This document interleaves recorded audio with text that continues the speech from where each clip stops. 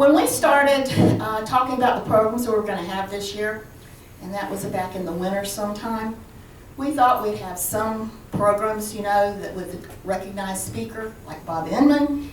We'd have history programs on the state and maybe national types of programs. And then we said we'd focus on local history because we're the Mount Holly Historical Society, and we thought it would be good to have programs on Mount Holly.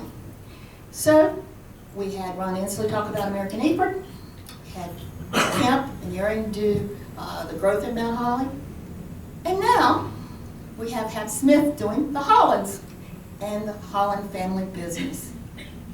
The Holland family is a natural to have for a focus because they have been so much a part of Mount Holly history since the 1800s, all the way back. I've known the Holland family all my life because I grew up Presbyterian next door. And they were always leaders in the Presbyterian church. Mr. Willis and Miss Nell sat about 2/3 down on the right, on the end of the pew. 6th row from the front. 6th row from the front, that's where they were. You had your place back then. You knew where your family was supposed to sit. And he was my Sunday school teacher when I was about 10 or 11 years old. And he was sort of quiet. He didn't talk a lot about himself or his family. We focused on the Sunday school lesson and the Bible. And that's what we Presbyterians do. So anyway, as being part of that class, we did. You did not learn a lot about him or his family or the drugstore. You learned about the Word. So anyway, I did not learn a lot about the Holland family back then. But that's what we're going to take care of tonight because we have Mr. Willis' grandson, Happ Smith, to speak to us. Happ went to school around here, right? Grew up in Woodland Park, went to NC State, and then joined the Army. And he retired from the Army as a lieutenant colonel, how many years ago? You said it was interactive. It's actually been 10 years now. 10 years ago, okay. And so he moved to Denver, North Carolina, where he coaches American Legion Baseball with another Mount Holly guy, Bruce Bolick. We've won 3 games in a row, and we're doing pretty good. Best in a long time. So anyway, we're happy to have Happ here, and tell us about your family.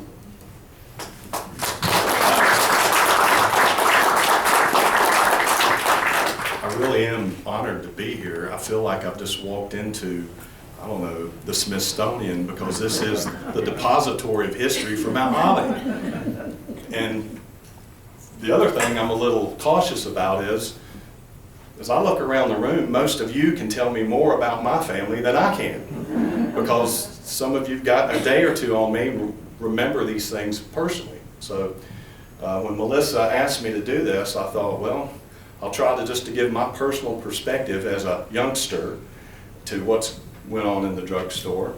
And I came up with some vignettes, and then I realized, well, I might have to leave that out because that family's still in town, and we don't want to talk about that in the drugstore.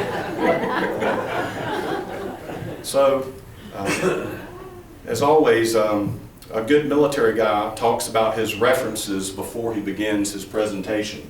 Because I went to many a briefing and everybody wanted to know, well, where did you get that source? What's your fact? Now I'm going to pull out the Bible here. Mary Dunn Warren. That is the go-to Bible for history of Mount Holly, as far as I'm concerned. What a wonderful little pamphlet that codified the history. And my thanks, I don't see Jim Love here, but I know these letters went on in exchange with him over a period of time, and he captured those. And I'd like to publicly say thanks because a guy like me referring to this, it's a wonderful reference for the history of Mount Holly.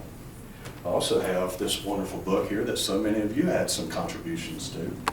And I have the family history in these two things, as well as Camille Holland's history of the Holland family. So if there's anything I get wrong here, we're going to blame Camille since she's not here. Okay. as well as about 50 clippings from the Mount Holly News and the Gastonia Gazette. I mean, that is our historical source. So with that, we'll go ahead and try to run through this.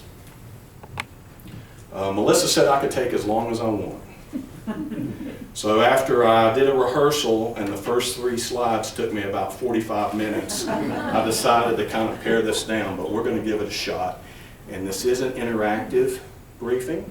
Most of you I know, and if you have questions, go ahead and lean across the aisle and ask your neighbor. And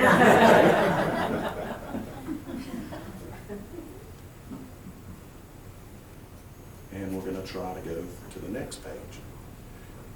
And Gary? He needs his glasses. Page down. I'm pet. It says down. 1, 2, 3. As you can tell, I was a soda jerk, not an IT guy who went to NC State. Some of you who don't know me worked in Holland Drug Store as a soda jerk, worked for Massey Hardware delivering pipe, and worked at American Eford Mills. I went to NC State, got a job working at Duke Power in the summers. Wonderful people, loved them, could not see myself there in the engineering department. Walked in the ROTC department at NC State and said, "What are you guys doing?" And 28 years later, I'm finally back home playing civilian and no longer playing Army.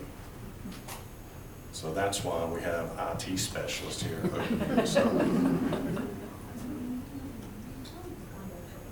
Okay, thank you. Appreciate that. All right, a little bit about the name up front. He's been called many different things. If you can't read that in the back, Washington Freno Holland Jr. Because there's a lot of WFs in this family and they're not all the same. Okay? He was a junior, but he was commonly referred to as Wash Holland, affectionately. He also went by WF Holland. You know, back then everybody used their initials, all the men use their initials. If you read the obituaries of the old papers, I can't tell who's who because they just used initials. Captain W.F. Holland, we'll talk a little bit more about that, but yes, he was a captain of the Dallas Light Infantry over in Dallas. And something that's a little unique that I've discovered in doing some of this research that I really didn't appreciate or grasp, he was born 8 days after his father died. He was not raised by his natural father. He was raised by a man named Jacob Fronenberger in Dallas. His mother, Violet Pigram, remarried Jacob Fronenberger, so for all practical purposes, Mr. Fronenberger, who I know nothing about, raised Wash Holland. Just a little interesting tidbit there. Okay, so we're going to go down again. Okay, the early years in Dallas, what did he do? Well, when he was born, Gaston County was only a county for 5 years. They had held the great historical meeting down there in Tuckasegee and, you know, politicked to have their own county because they didn't want to make that drive all the way up to Lincoln by horse and buggy.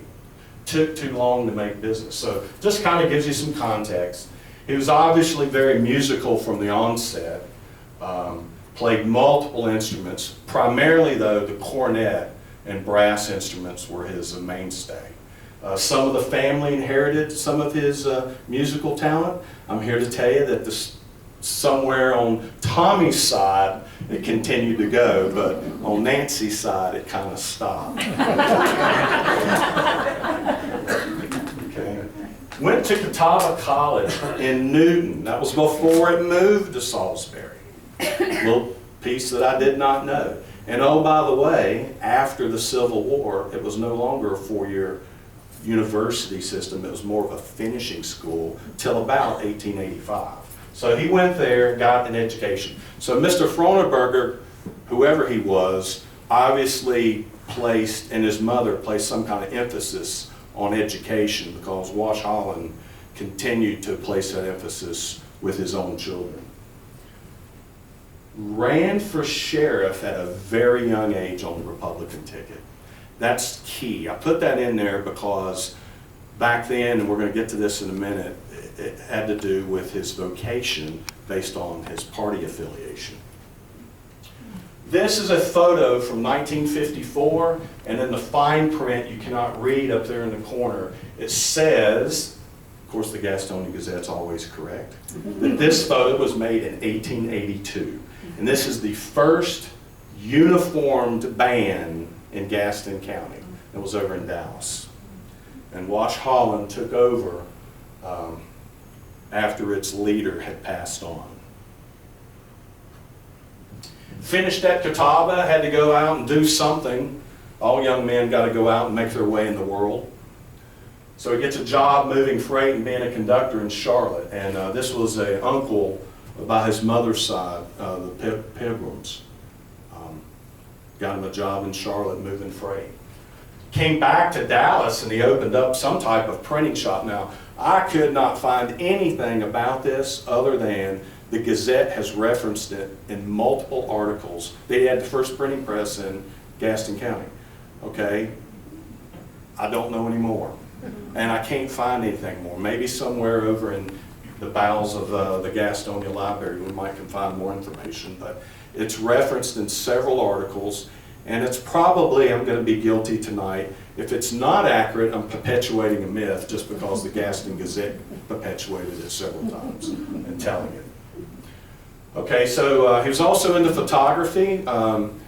Surprisingly, we do have some photos around that have come through the family, and most of them are of him or his family. So it showed that he had an interest in photography, but there are not too many tin types around. I had a few, but they were really in poor condition. Couldn't make out the subject matter or the person, and therefore I didn't bring them in. But they supposedly came down through the box that I pulled out of my grandmother's ironing room. So I'm assuming they were Wash Holland's tin types. Okay, so here's what we do know, and this is kind of the story that's been told repetitively. He has a general store of some type, or a mercantile store over in Dallas. He sells all types of goods and wares, anything that you need, primarily to farmers. And back then, whiskey, of course, is open sale. Anybody can have and possess whiskey. And a lot of them depended upon his store for all their little necessities and niceties to make a still. And supposedly he took a lot of credit or paper credit from the farmers till they could cash in their cash crop. So this went on for a while, and later on there was some type of drought in about 1889. And a lot of the crops failed. The farmers couldn't pay what they owed, and his business suffered for that and had to close the store. Because he was affiliated already with the Republican Party, he gets a job as assistant postmaster in Gastonia. Back then, and we'll talk about this a little more, postmasters did not serve for life. Postmasters served at the appointment of whoever the president was. So whichever party was in power, the postmasters followed that party line. I did not know that until I started doing some of this research. Also, he had we're going to call it a ceremonial unit primarily. They did do some drill out in the coastal areas. So Company K of the North Carolina State Guard, he was their leader for 12 years. So this is why he was affectionately referred to as Captain Wash Holland. And just as a bit of trivia or interest, I have his commissioning certificate up here, signed. The governor's name's on there, but it's actually signed by the Secretary of State. I too was commissioned in the North Carolina National Guard. I cannot find my certificate, but I've had it. This is hanging on the wall at home, so I know where it was. But if you superimpose my certificate from 1981 to this, they're identical. The seal, the spacing, the print type, they're identical. They're not changed. I don't know what they look like now, but in 1981, my certificate could fit right over this. You did not know any difference except my governor had an auto pen sign mine. this looks like it's real ink. So, also have a picture of him in his finest uniform. I'll leave that up here so you can look at it later. But don't know a whole lot about this unit other than it was very popular at that time to have, post-Reconstruction had some home guard. And if you read in the broader context throughout the South, some home guards were very active at, quote, protecting the locals from carpetbaggers. We'll just kind of leave it at that. I don't know that they did anything other than ceremonial participation in parades and things of that. That's kind of captured in a couple of articles. Okay. We'll also talk about his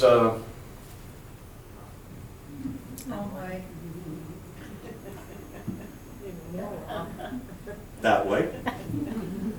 So his interests are music, politics, obviously the military, and getting more into a business-focused nature. Okay, he's transitioning here. He goes to work at the post office in Gastonia because he has to close his store. All right, now we're right. So he loses his first wife, had 4 kids by his first wife, and then marries Margaret, or Maggie Shuford Ryan, in 1885. She's the daughter of Moses Ryan and Springs. What was her first name, Melissa? Mary. Mary Springs. Okay. Mary Carolyn, yes. That was good. You're the correct answer. Okay, so in 85, he marries Maggie Shuford Ryan. She was very young. I think she was about 17 years of age when they married. Okay, he's already serving in the post office in Gastonia. And there's some reference in Mary Dunn Warren's book about the dissatisfaction with the current postmaster in Mount Holly. A.P. Ryan seems to be missing a lot of his mail, or a lot of excess mail winds up in A.P. Ryan's box. He had the biggest business venture and probably one of the larger families, so the joke around town was, according to Mary Dunn Warren, look in box 63, that's A.P. Ryan's box if you're missing your mail. So there is a hint that A.P. Ryan is his brother-in-law, gets Wash Holland to come to Mount Holly and take over as postmaster. Makes sense to me.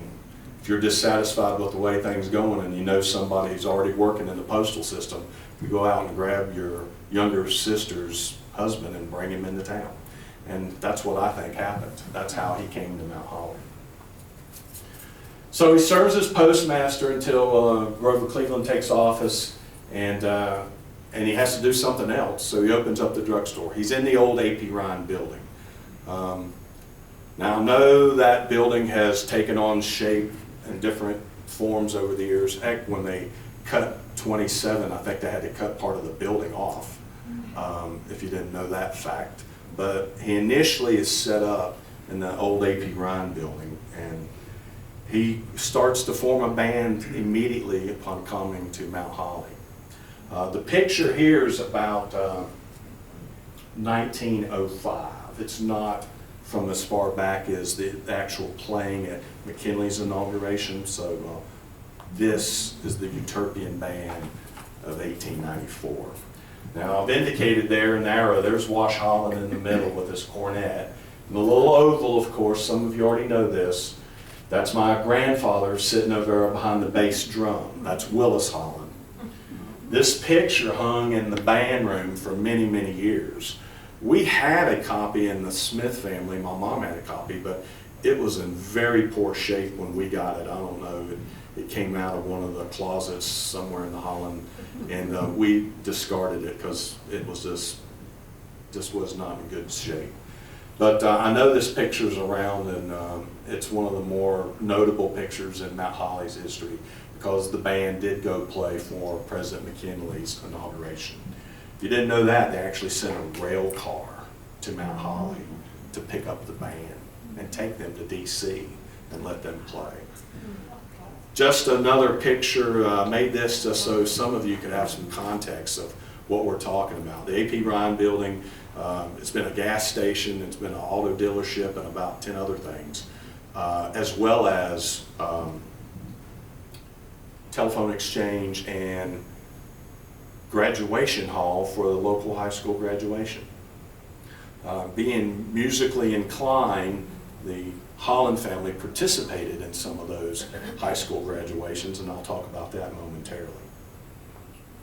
There's an internet picture of the McKinley inauguration, and I just made reference to the fact that I don't know who paid for that. I don't know how they did it, but somebody sent a rail car to pick up this band from Mount Holly to go to D.C. And there's a couple of places, not only in Mary Dunn Warren's book, but that made reference that the band playing at the inauguration almost made Mount Holly famous. I don't know how to take that, but I don't know if they did a poor job or they did an exceptional job, you know, or something else was going on. But it was quite a big deal. Didn't hurt to have a Republican postmaster serving in your, you know, during your tenure to come up with his band, I guess. A lot of words up here. So he goes up, the band plays for the inauguration, and they come back. You know, he has to go find something else to do. He keeps running the drugstore. The drugstore kind of takes off. You know, Mount Holly's transitioning. The mills are up and running now. A.P. Ryan's generator's actually producing some power. So the drugstore is one of the first to take advantage of that. There's some stories about my grandfather as a young boy. One of his jobs was to fill the coal oil lamps when they were in the early drugstore, but later on they were one of the first businesses in Mount Holly. The mills had power, of course, but one of the first Main Street businesses to have electrical power. Sold gasoline in 5-gallon cans. Later on, he installs a tank underground and puts in a hand pump.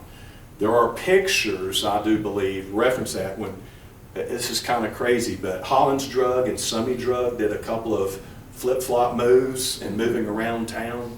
But if you look at an old picture of Summey Drug, which is in the old variety store, dime store, there is the pump out front, and I've seen that, and I kind of wondered if that's the pump they're referencing. It's kind of hard to determine if they were talking about the A.P. Ryan building or their second location, which was up the street in 1912.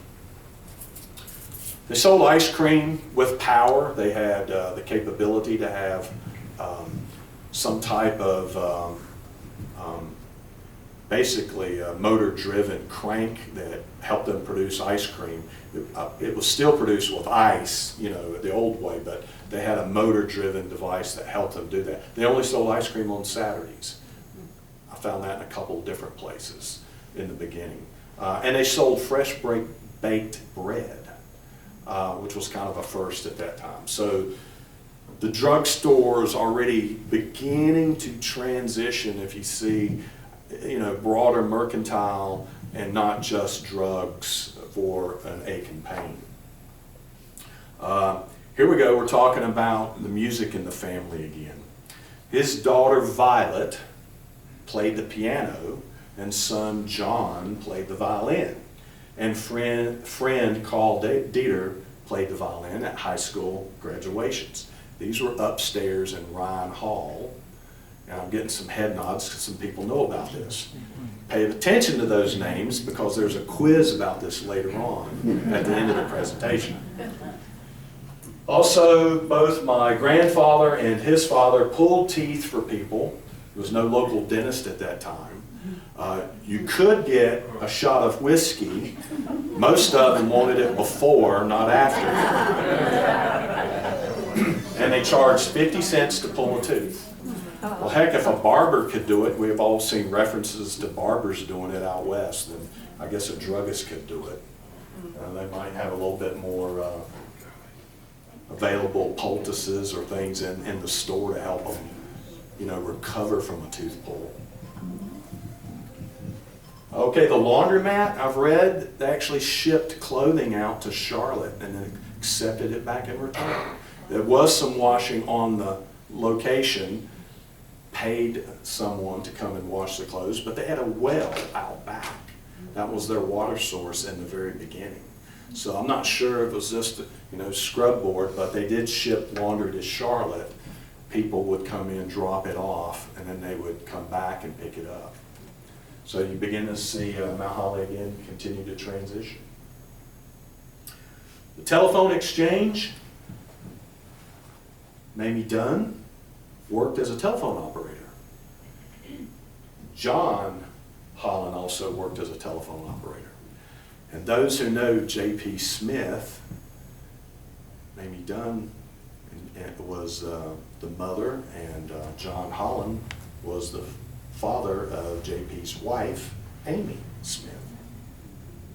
So here we have John Holland falling for the telephone operator working the telephone exchange in the drugstore.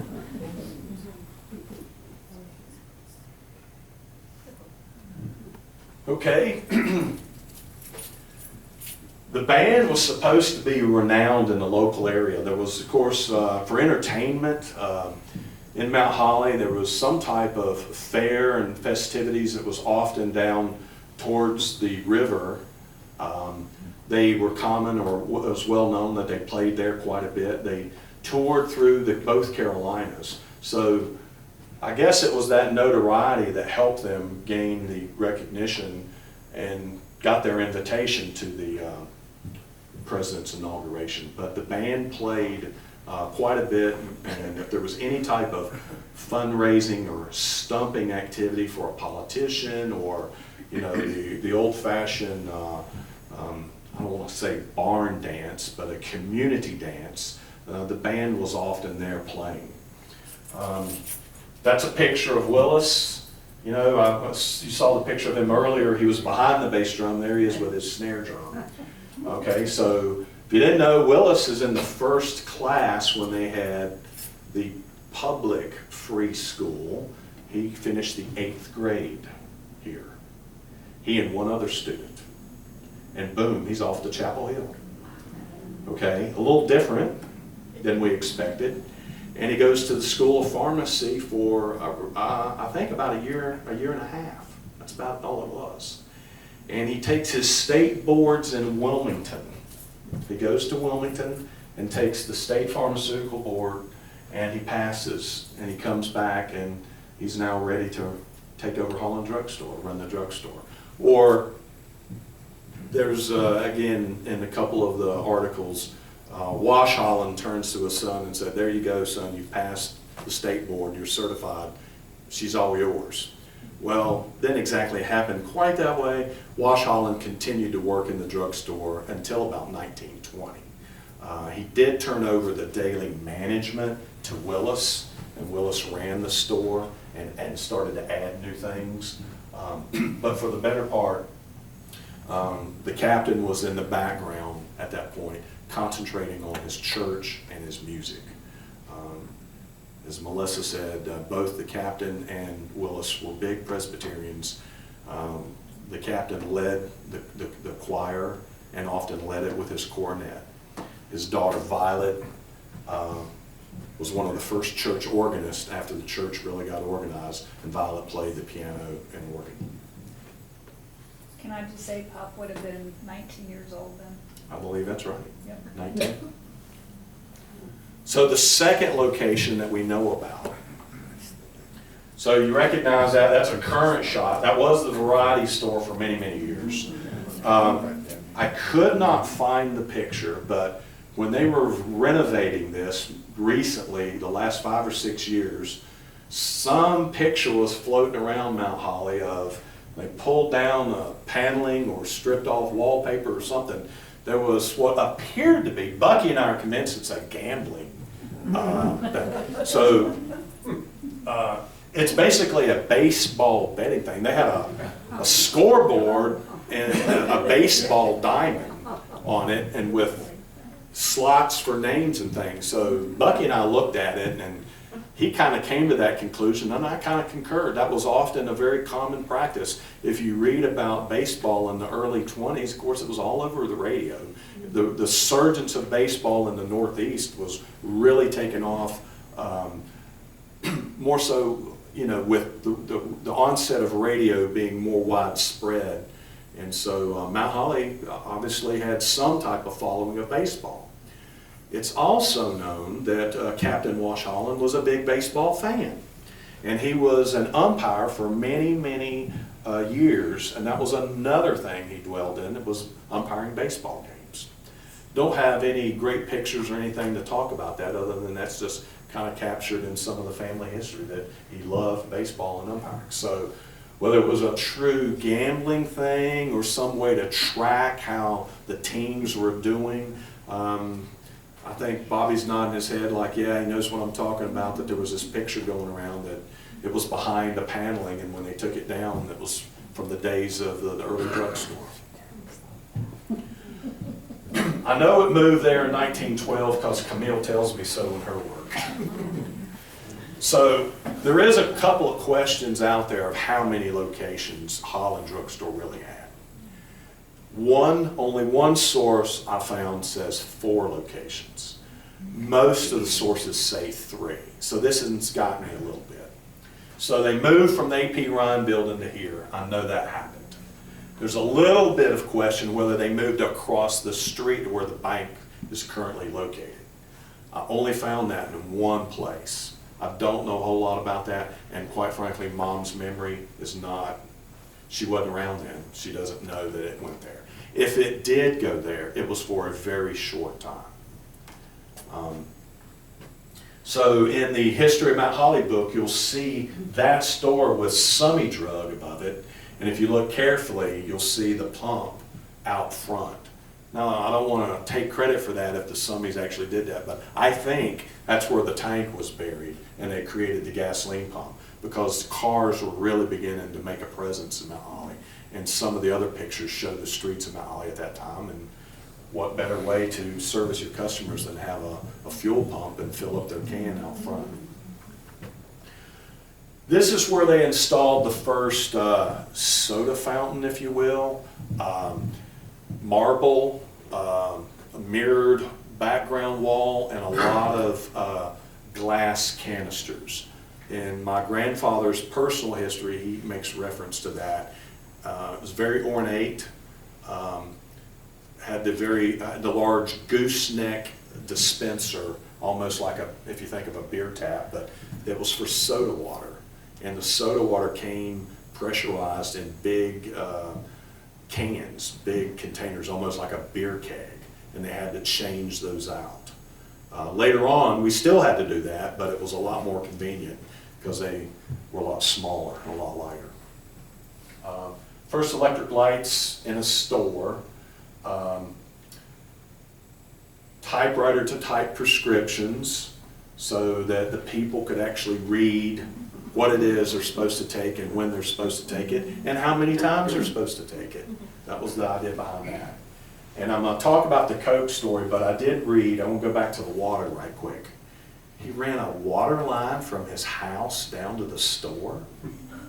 Did not know that till I started doing this.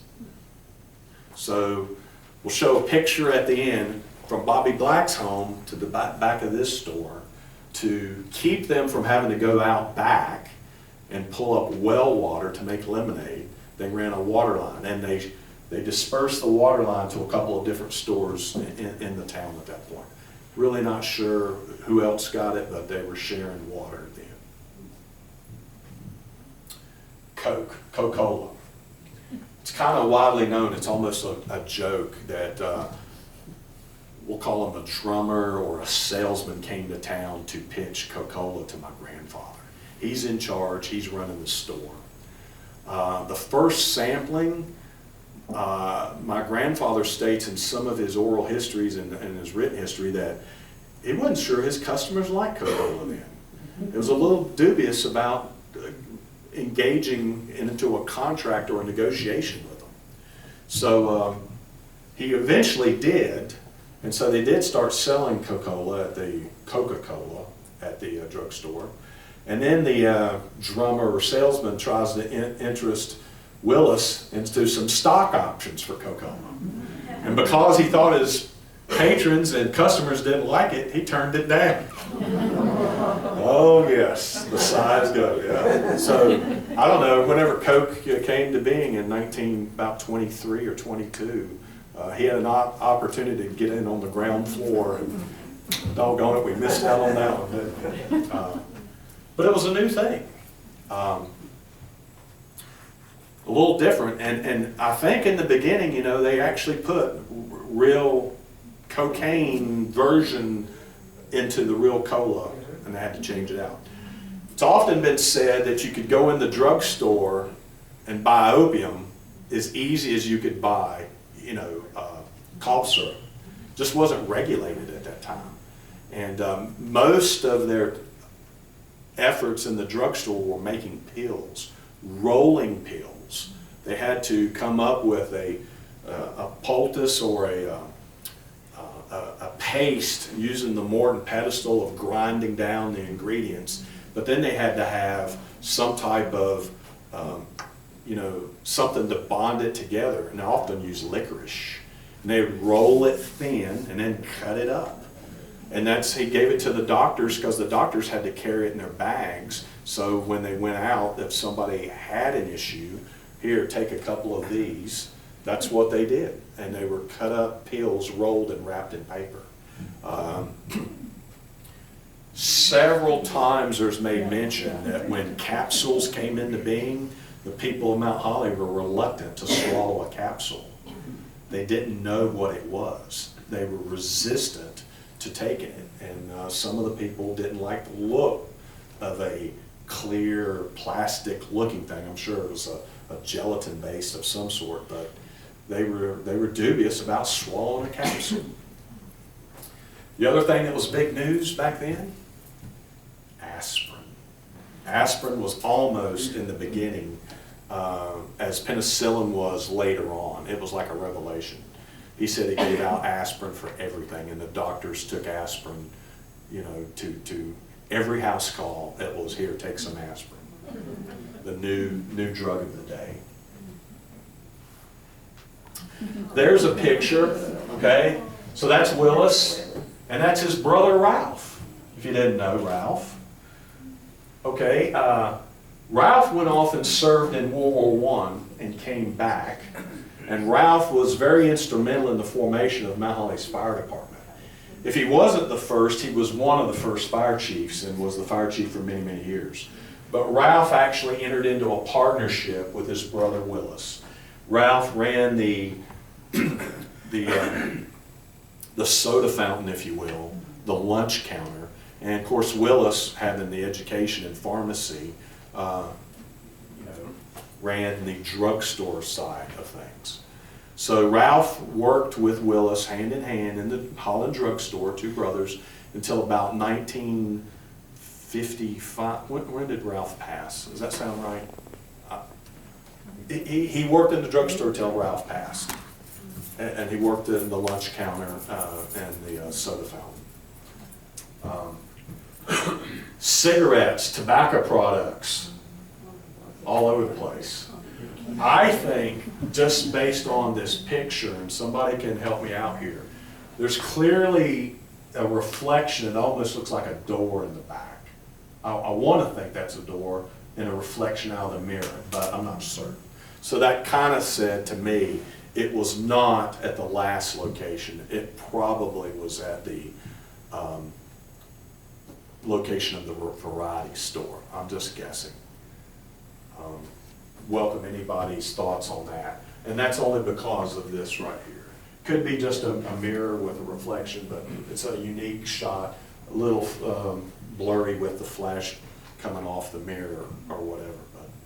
But that's one of the better pictures we have with him behind the counter.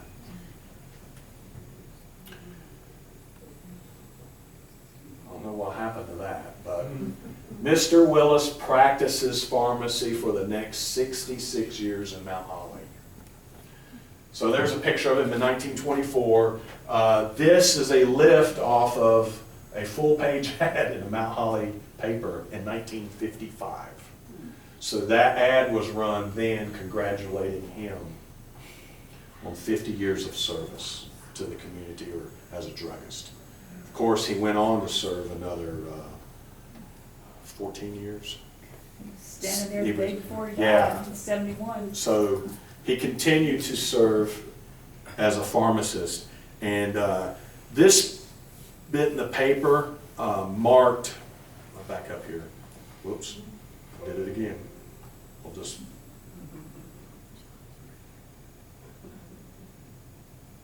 All right, one more. Okay. This bit in the paper was kind of a public recognition. He got 2 letters, or he got letters, and I've got copies of them that were reprinted in the Mount Holly News. They were sent from the North Carolina Pharmacy Board, if you will, recognizing his 50 years of service. There were other members then still from his state board class, but there were very few. List them by name. So there's only about 6 or 7 who were still practicing pharmacists.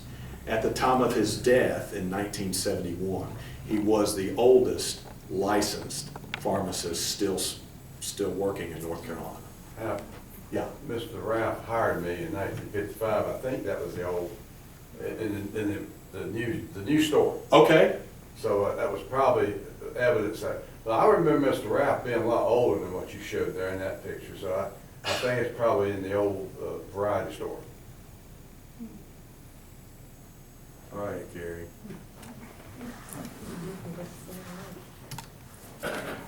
Never mind. I got the right button.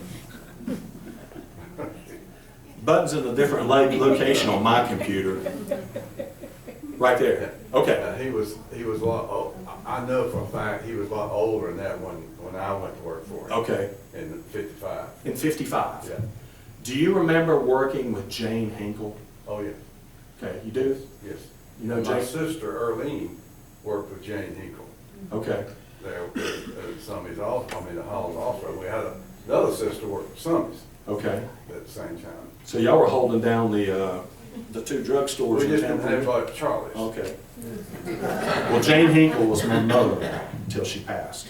Oh. So she worked and remembered fondly of Ralph Holland. And as, you know, as I was married to her daughter for 40 or 35 years now, Yeah, Jane went to school with our sisters. she used to tell me stories of Ralph and the lunch counter and what all went on there. Jane, Right, he had a real dislike for African Americans. Some we tell, some we don't. That's Jane right. is a cousin of ours, Okay. second cousin. Yeah. Hinkle. Yeah, Hinkle, yeah. Yeah. Doc was her dad. yeah. Okay. Yes, right. Jack, her brother. Yeah. Was at Flock Pryor's gas station one afternoon. Flock Pryor. I was standing We there. used to work for him too.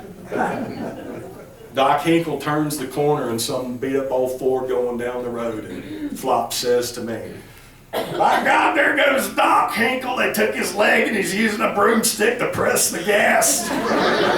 If you can only remember how Flop was talking back then, telling me about my wife's granddaddy who lost his leg to diabetes and he's using a broomstick to push the gas pedal driving the car. Only in Mount Holly, right? These kinds of things are precious to us. We have to remember them. Okay. But some of the history, I know the remarks you've been making about Mr. Willis, I remember him telling me some of that stuff too. I was with him for like, well, he was through Belmont Abbey College. I'd worked at lunch hour and before I go to work at Steico. There are many of people who came up to me in the years past when I was in the drugstore saying, "Oh, I used to work in here. I had that job you're in right now." So I really do cherish that. Okay, so he gets recognized by the State Pharmacy Board for practicing 50 years of pharmacy. Faithful to his church. Like I said, Wash Holland led the choir. But Violet Dieter played the piano and organ for the Presbyterian Church. Mrs. Call Reed Dieter Quiz, who played the violin at the high school graduations at Ryan Hall. Call Reed. You passed. Mr. Willis served as a church elder for 6 years and clerk of session for the Presbyterian Church for 55 years. I put that up there just because my generation has moved so much. You know, not only because I was military, but even today, you talk to people. This type of service to a community is long gone. I mean, it just doesn't happen anymore. There are people who are dedicated, who give of themselves to their fellow man and brother and community, but not like 55 and 60 years like this used to be. And it was probably more commonplace back then, just because we're more mobile now than we used to be. But this was their home, this was their center, and they wanted to make a difference. Served on the board of the Gastonia Historical Society. That was Mr. Willis. I don't know, it was the secretary or treasurer. He had a couple of offices there on the store. So history was a big deal to him. He embraced it. He liked talking about things that happened in the drugstore. Picture of young Tommy. Thomas Marshall Holland, Thomas M. Okay. Of course, Tommy goes off to the war. He served on a hospital ship. He'd already finished Chapel Hill's pharmacy school. Married Frances Kelly, Kelly Farm Road. Frances Kelly. Comes back to start a family after the war. And of course, he moves right into the drugstore as a third generation. So that's the picture as now. See, so one of the things that I wanted to talk about is, I guess when they uncovered the aluminum siding, I remember when the aluminum siding went up. Fuller's furniture store and the drugstore were about the same year, give or take a year here or there. They both remodeled about the same time. But when they did that, it covered up all the upstairs windows. And I'm going to talk about the ghost of TikTok.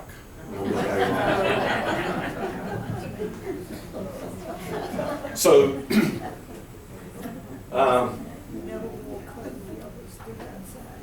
yeah, a lot of things happened on that corner. Some of you remember that was a place to come and catch a ride. That was, the bus stop was right across the street. Of course, I remember when the bus still ran to Charlotte, people would come in the drugstore to get a drink or two before they caught it, or come in and ask one of us to make a call for them. Of course, people would come in, get a drink, and then migrate down towards Clark Radio and sit on the steps at the Methodist Church to catch a ride. Going up 273? Going up Morningside? I see Reggie back there. I know a lot of my friends used to come in there after football or basketball practice and kind of congregate up there, and they were looking for a ride home. I think Reggie knows those days. You know, they'd see a friendly face go by and somebody would pull over and they'd catch a ride. And all the way to River Bend, you know, the people in the village up there. So where did they stopped in the drugstore, usually got a drink, got a snack or something, and then would go out there and wait for their ride to come up. If they had been playing football for Delmar Wiles, they came in to rehydrate.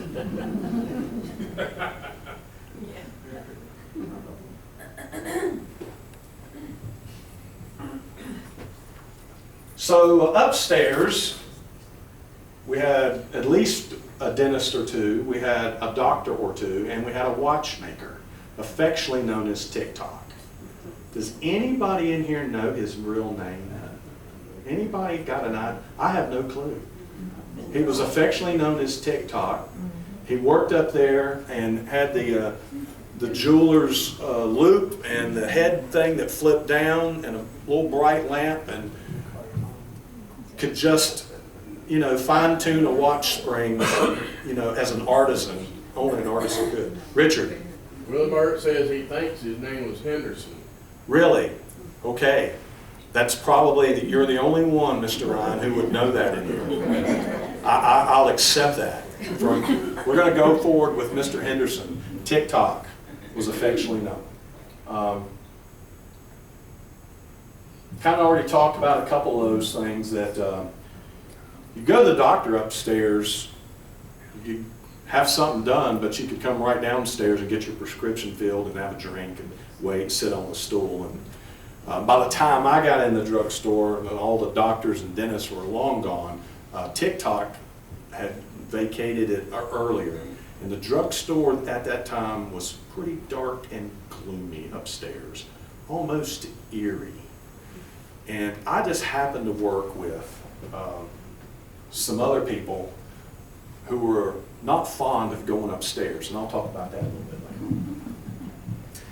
Holland Drugstore got recognized in '86 for having filled their 1 millionth prescription.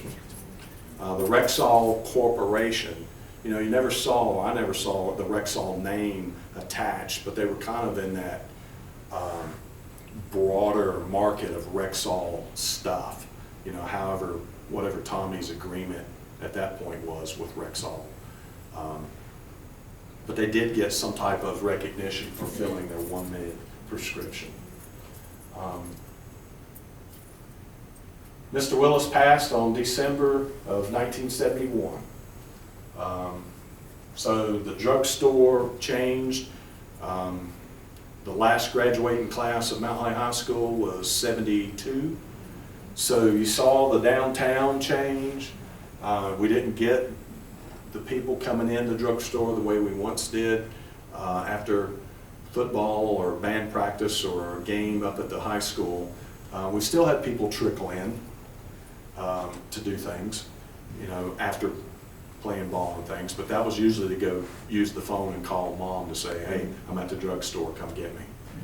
Walk down from the school and all that. So his passing kind of coincided with a change in Mount Holly a year and a half later. So we saw Mount Holly change, lost the high school. I personally think it changed the face of Mount Holly when you don't have a high school affiliated with your town like that. I have lived in a few small towns in my military moves. My wife and I have often talked about what was it that made a location neat to us. Part of that's that family and community vibe. We're from a small town. She was from Stanley, I'm from here. We like that. But there were other places who've not done as good a job as this place has at capturing its history. So I salute all of you in the Mount Holly Historical Society for what you've done here to do that. Because, you know, if you didn't have this, who would know anything at all about the downtown, the early days of Mount Holly? Okay. Recognize a couple of houses here. I just put those side by side to show, you know, how the house has changed and what a wonderful, wonderful presence that house makes to the town of Mount Holly, the two of y'all.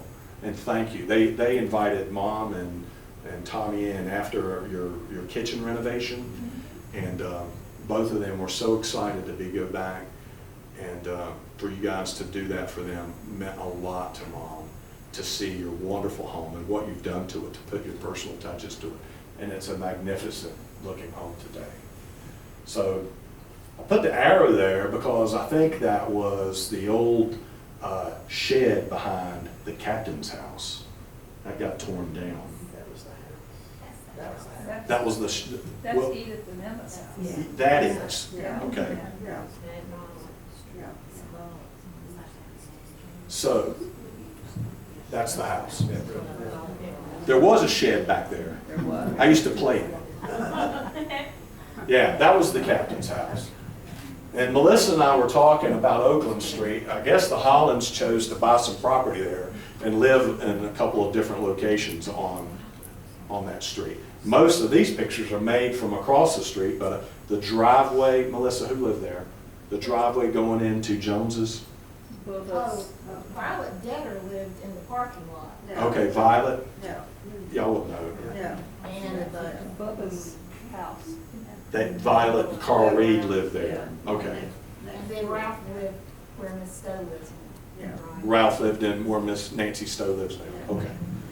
That was across the street, so I guess you could call it the Holland compound or something. I don't know.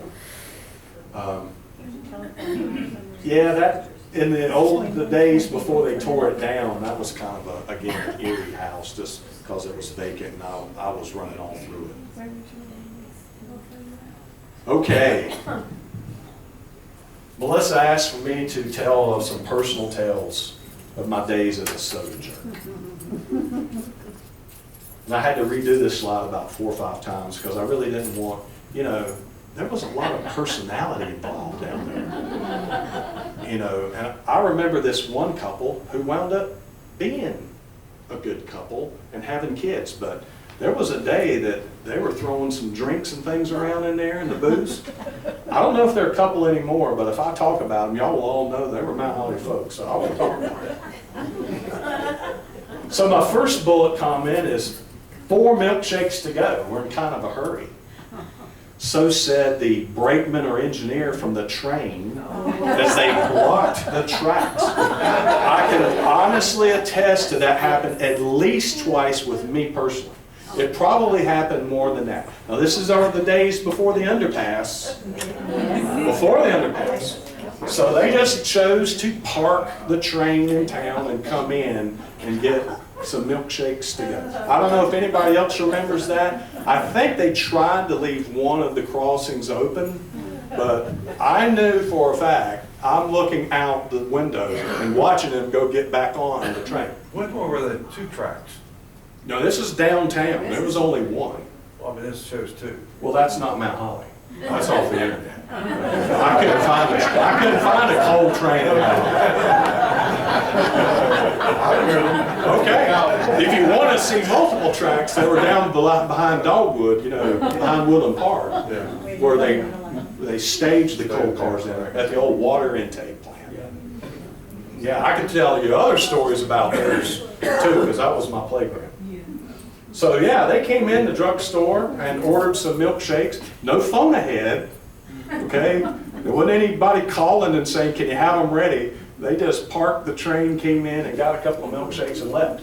The next bullet talks about put the train in park. Totally separate from the milkshake incident that I was really referring to, but 2 of the guys are standing there. I'm fixing the milkshakes and about ready to take their money. And one of them's got they got a portable radio on their hip, okay, like a walkie-talkie. And the guy looks out the window and the train goes boom, boom, boom. And then they go boom, boom, boom. And the other one looks and he goes, who's on the train? He looks at the other fellow. Now, I'm telling you, this is the way I remember. Who's on the train? He's looking at the guy. I guess he thinks the other gentleman ought to be on the train and doesn't realize he's standing there in the store with me. But the train went boop, boop, boop, and they went flying out the door to go get on the engine, which was sitting at that time down by like Rab's floor. So I remember it well. The other crossing to go to the post office was still open, but the train was moving slowly when they got back on the train. At that time, I still had people come in who could tell me of the Great Flood of 1916. There were still people in town. Now, being at the flood then was kind of like Woodstock. Were there 5 million people there, or were there 500,000? But I had a lot of customers come in and talk about the Great Flood of 1916. And it really was neat. I cannot, visualize with you them talking about seeing these guys risk their lives to put rail cars out on the bridge to keep it from washing away, and I guess it still did anyway. But there were a lot of things done to try to protect that trestle or that bridge. Now, somebody else help me here, Mr. Ryan. There was no 85 crossing at that point, and there was no Wilkeson Boulevard crossing.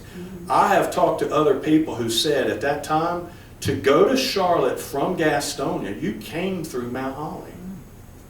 Can anybody confirm that? There was fording sites in Tuckasegee. The P&N, right. So the bridge was key in going to Charlotte. So I just don't know. That's been something we've talked about.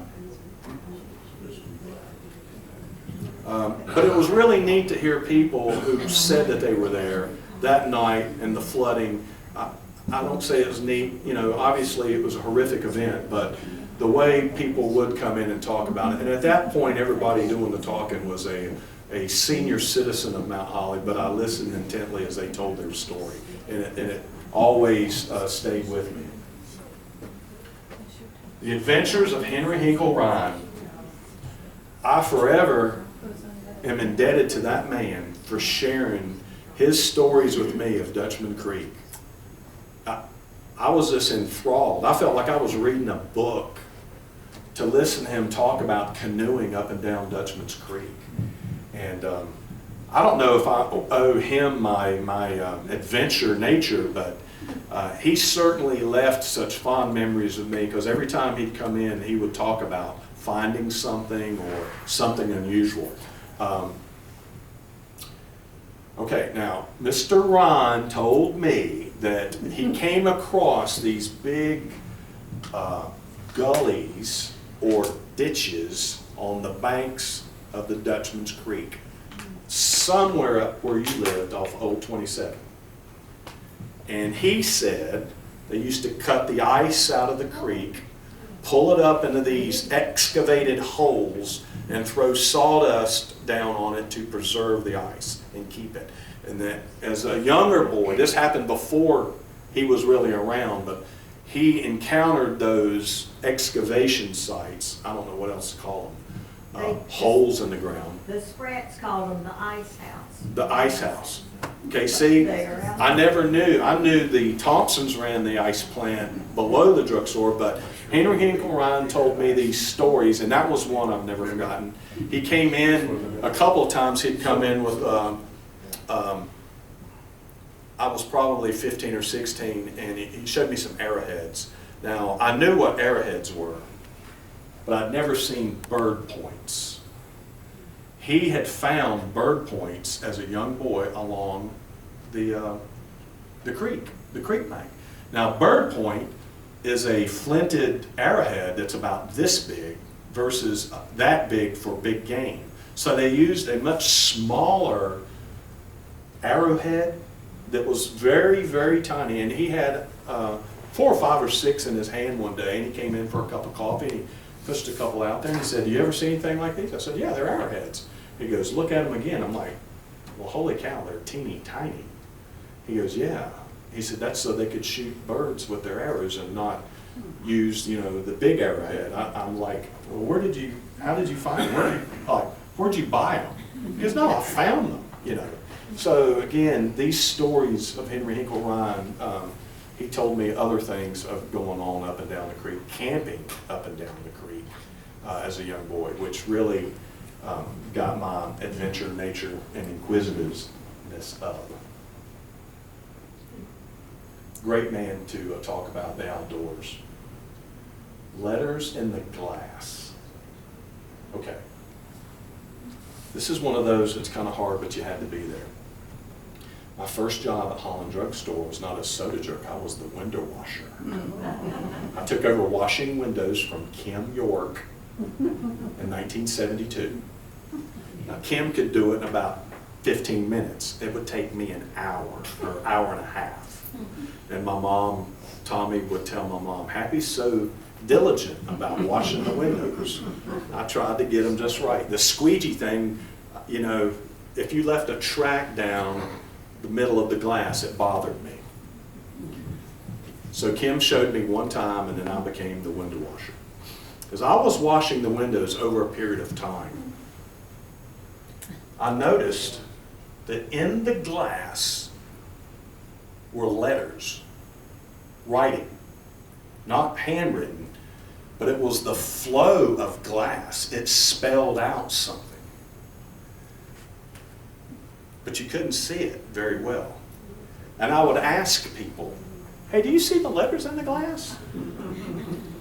I knew if I could convince Julia Fuller that there were letters in that glass, everybody would believe me.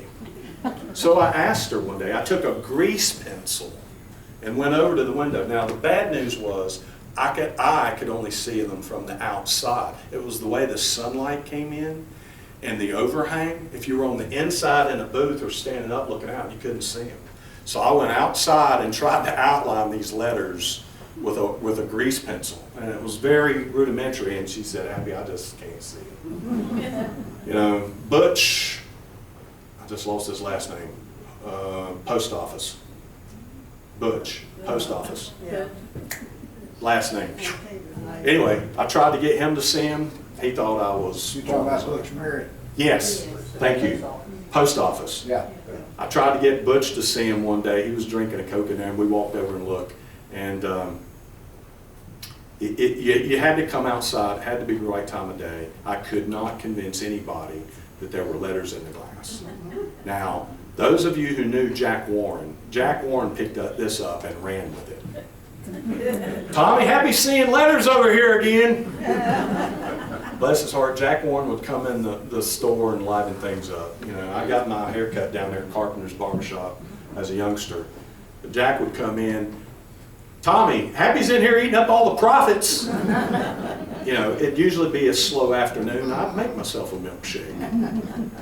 And Jack would come in. So I tried to get him to see him, but to no avail. But I promise you, there were letters. It was the flow of glass in the glass that spelled out, I think, yes, the manufacturer. Ray Massey saves the day. Everybody remember Ray Massey? The town utility man. Ray could do anything this town asked of him and did it. Well, one day I was washing windows. Nan's laughing because she knows what's coming.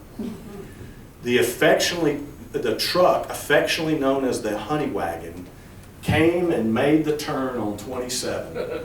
And something was not screwed on very well and left a trail down the corner of Main Street, South Main and 27. And boy, it did take about 2 seconds for me to know what was going on because I went flying in the drugstore. It was a hot day. The sun was beating down. And this is not something Mount Holly wanted to be known for by any visitor who happened to be in town. So Tommy picked up the phone and called somebody in the town. And Ray Massey shows up in the old beat up Mount Holly pickup truck with some type of fire hose and hooks up the fire hose and begins to hose down Main Street. And thank goodness he did. And he was there quick because it would have kept all the customers out. Everybody on Main Street would have remembered it. If you were there that day, you would remember it. But Ray Massey saved the day with the hose. I'll never forget his diligent work and his great support to the city of Mount Holly and anything. You know, you saw Ray on a backhoe, you saw Ray on a fire truck, you saw Ray doing everything. Happy, will you go upstairs or downstairs, please? Okay.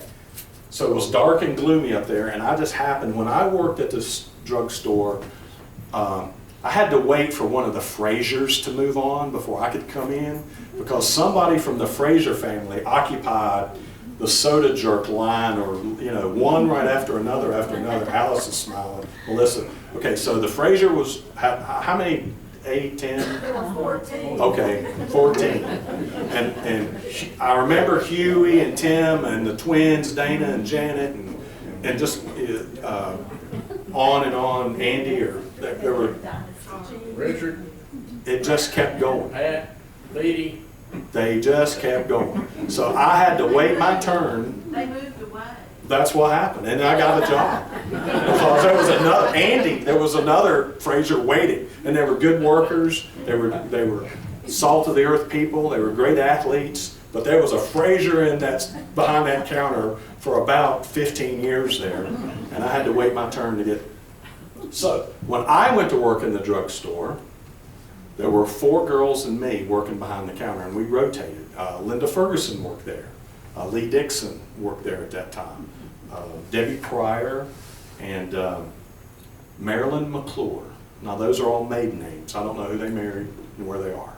Marilyn's up in Denver. I see her from time to time. None of those girls wanted to go upstairs. That place was haunted. And I went upstairs. I took a flashlight with me, and all the stuff was stored up there. But it was eerie. It was spooky, and everybody who went upstairs, if you ever went up those narrow stairs, you know, back then, I'm telling you, light was coming in through the windows. Now with the stuff boxing off the light, it was scary. Ooh, it was scary. So none of the girls wanted to go up there because the ghost of TikTok lived up there. And the basement was just as bad. If you went down in the basement, you thought you went into a medieval dungeon. The piping down there looked like it had come out of 1910, like it had. It was scary. Am I telling anything? Absolutely right. There's somebody who preceded me. But Well, we you, used to use the storage, like Right. to keep drink cups and absolutely. stuff. Now, there was a padlock up there about this big. A 6-lever padlock. All you had to do was jerk on it and it popped open. It had been used so long, the tumblers were smooth. So you just went up there and jerked twice and the padlock popped open. So that's what we did. Oh, man. You really got your money's worth at stake. There you go. Her money's worth. Okay. You won't believe what I saw. Okay. Last vignette. In those days, Mount Holly and Gaston County was still dry. And anybody who wanted to have a little libation had to go over to Larry's or Waldrop's Tavern or any of those places across the river. And there were quite a few regulars who would go across after their shift. So 3 o'clock, they would get off. A couple of them would go across. I would get out of high school. I would come down to the drugstore. So usually the last shift was like literally about 3:30 or 4 till we closed at 7 or 8. Okay, it's about that time those people came back from being across the river. So some of them were pretty regular. You knew when they came in the store, and what did they do? They wanted to use the phone. They wanted somebody to come pick them up. They had worked their way back across the river. And one gentleman who was a very familiar face had gone across to Waldrop's Tavern, or Bill Brunson's Tavern. Have I got that name right? Yeah. Y'all know? Oh, yeah. Okay.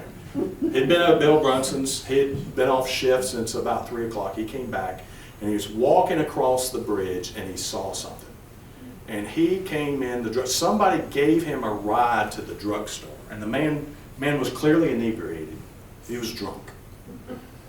But he saw something and swore that a car had fallen off the bridge and gone into the Catawba River. Tommy called, I remember it like yesterday. Huffstetter, Chief Huffstetter was still the chief of police then, right? I got that name right? Anybody remember? Jimmy. Okay. He sent, not Mr. Rankin, the other one that had been on the police force as long as Mr. Rankin, came down, and so they talked to the guy, and they went down to the river to find this car that had fallen in the river. And lo and behold, when he came back to the drugstore to tell Tommy what it was, the guys recognized this. This is an amphibious car, and it drove off the boat dock, the boat ramp down there just below the bridge. And for about an hour, it created the most excitement I had. Other than the train derailing downtown, that was one of the better events that we had when this gentleman insisted a car had gone off 27 into the water of the Catawba River and had everybody, you know, I don't remember all the details, but I'm pretty sure the fire truck and a lot of people went that away in a hurry.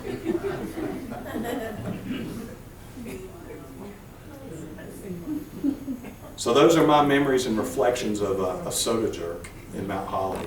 And I yield the floor to your questions or comments.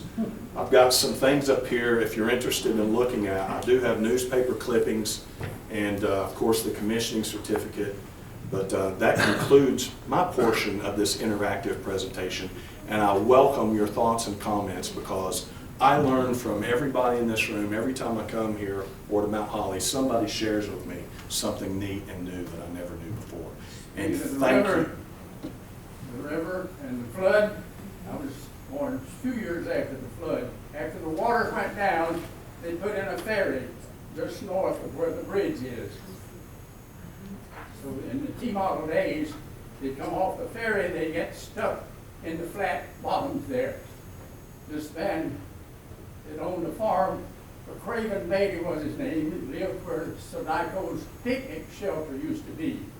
He would haul barrels of water down there and put in the low places at night so that people get stuck up. And he'd take his team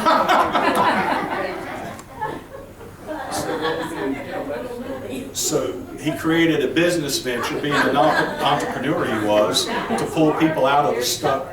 How about that? Incidentally, this Ralph Holland's house was a Sears Roebuck house. You ever heard of his? Oh, absolutely. But I didn't realize that. His was a prefab. Nancy Stowe's house. Craftsman. I'm gonna tell one on him. He's got a birthday coming up in 10 days. He's 98. Let's sing happy birthday. Happy to you. Happy birthday to you. Happy birthday, Mr. Ryan. Happy birthday to you.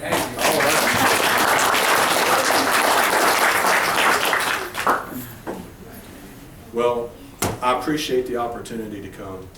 I feel like I'm amongst family and friends and neighbors, which I am. So that's why I made it easy. But I am sincere in saying that as I've traveled about other small places who haven't done what y'all have done, my hat is off to you and I salute you and thank you for what you've done to capture this, to create this place, because it is meaningful to people who care about the history of our town and our community. And if we don't capture it, I've been in places that did not, and they're stale and they're, you know, I call it glass, chrome, and plastic. It's just that kind of environment. And that's what makes a town, is it's family and community. And so thank you for letting me come and share some thoughts with you tonight. And thank you for sharing your experiences with me. Happ, where is Camille and Bucky now? Great question. Camille is in Dublin, Georgia. Okay, she just returned from a Alaskan cruise. Bucky divides his time with his wife between Florida and Charleston. They are grandparents sitting their newest grandchild. So they spend a pretty good amount of time in Charleston, South Carolina with their newest grandchild as their daughter has returned to work. Now, how about their dad, Tommy? Tommy, great question. Did not even talk about Tommy. Thank you for helping me with that. Tommy will be 100 in December. Wow. He's 99. Tommy lives in Sharon Towers. He's had a couple of health issues. He's had a fall or two. One was pretty serious. He had a pretty good knot on his head, and they had to go in and do some surgery on his. What, Nan, was that 2 years ago or 1 year ago? 1 year ago. Yeah, like July of last year, July of 18. And he came through that with flying colors. His mobility is way down, but Tommy's... Better than Mama's. Yes, yes. Tommy's intellect is spot on, and you can converse and talk with Tommy. He's pretty hard of hearing, and to watch, you know, Mom and him try to talk is interesting because neither one of them are talking about the same thing. But they, brother and sister, do, and they do communicate via the phone sometimes. But he's doing pretty well. Yeah, For 99 to soon to be 100, he's doing pretty well. As a soda jerk, I have some fond memories too, working with Mr. Ralph and Mr. Tommy and Ms. Willis. They were great people. You probably have some good experience there. That's something that happened in the town while you were there. I didn't even talk about the 2 train derailments that happened right uptown. Like, it's, you know, it happened a couple times, but one of them buckled while we're standing at the window watching it and spilled coal out and right at the crossing. But you have anything at all that you want to share with? No, just spot memories. Yeah. I have a question for you. Did you ever see Pop without his hand on top of the cash register? No.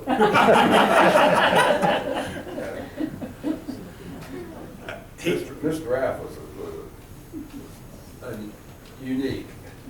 He was, had a real strong feeling toward certain folks. Yeah, well, Willis was known to be thrifty, but he was very generous with his grandchildren and his wife. I don't think my grandmother wanted for anything. If he could provide it for her, he did. But he did watch his dimes and nickels. And she used to fuss at him about not taking her on trips, vacations. But he worked all the time. Yeah. Mr. Willis worked all the time, seemed like. I don't remember him going on many vacations. I didn't even mention, but, you know, at least one Christmas, I answered the door at my grandmother's when somebody rang the doorbell who came to the house and said, "Mr. Holland there?" And I said, "Which one, the older one, the young one?" And they had a box, the gentleman had a box, and I called Tommy over and he said, "You know, my grandson swallowed this box of pills. What should we do? Is there anything we should do?" And they looked at it, and I remember he said, "No, in this case, this box, it'd be okay. Thank you for coming by." But that happened quite a bit. After hours, he opened up on Sunday mornings before church so people could get something filled that they hadn't run out of over the weekend. Well, Saturdays, we were there at 7 o'clock in the morning to 10:30 at night. Yeah. Well, we had to clean up, I had to sweep the floors after we closed. Will Avery, God bless his soul, Will Avery used to mop the floor in the drugstore. Well, a wonderful gentleman who had a knack for humming old spiritual sounding hymns. I don't know what they were, but I loved to hear him hum as he mopped the floor. When Will Avery passed, it was in the alley between Fuller's and the drugstore.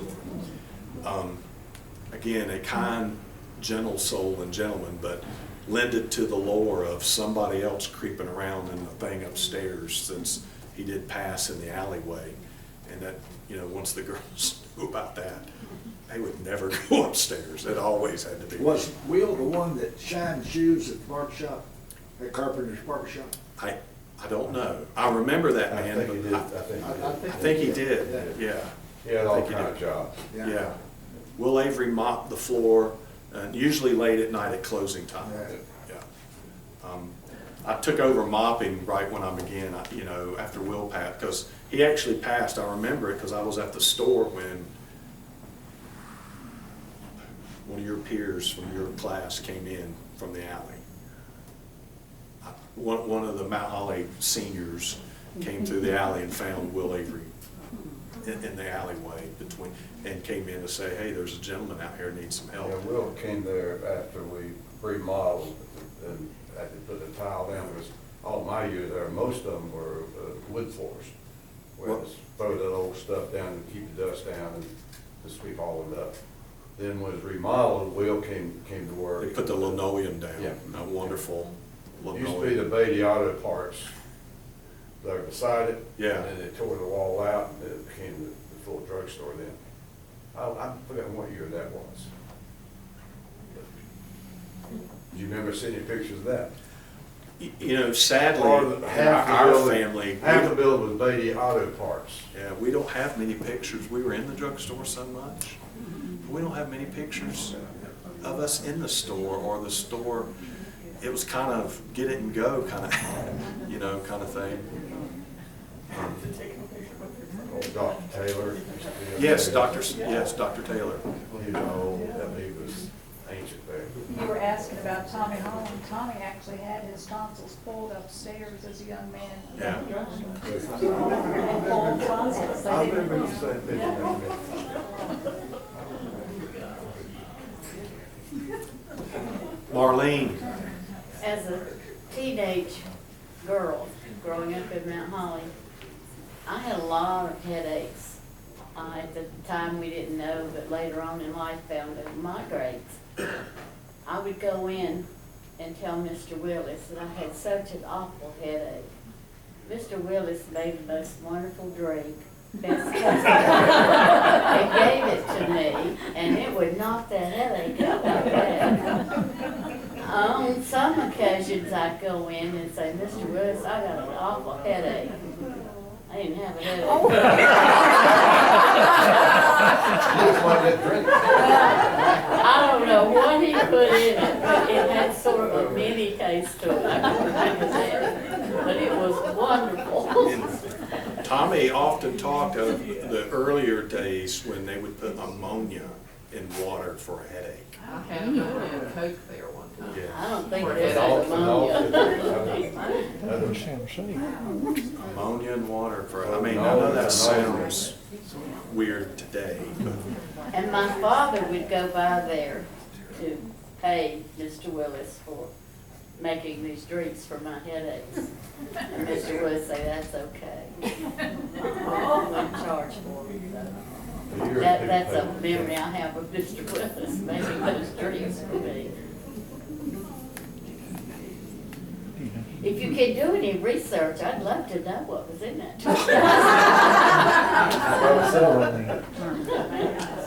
Maybe some of them across the river. Yeah. I didn't, well, my father would have crossed the river. A lot. well, thank you for your comments and thank you for allowing me to come in, and I hope that in some way I shared with you just again some insights on the way I saw the store.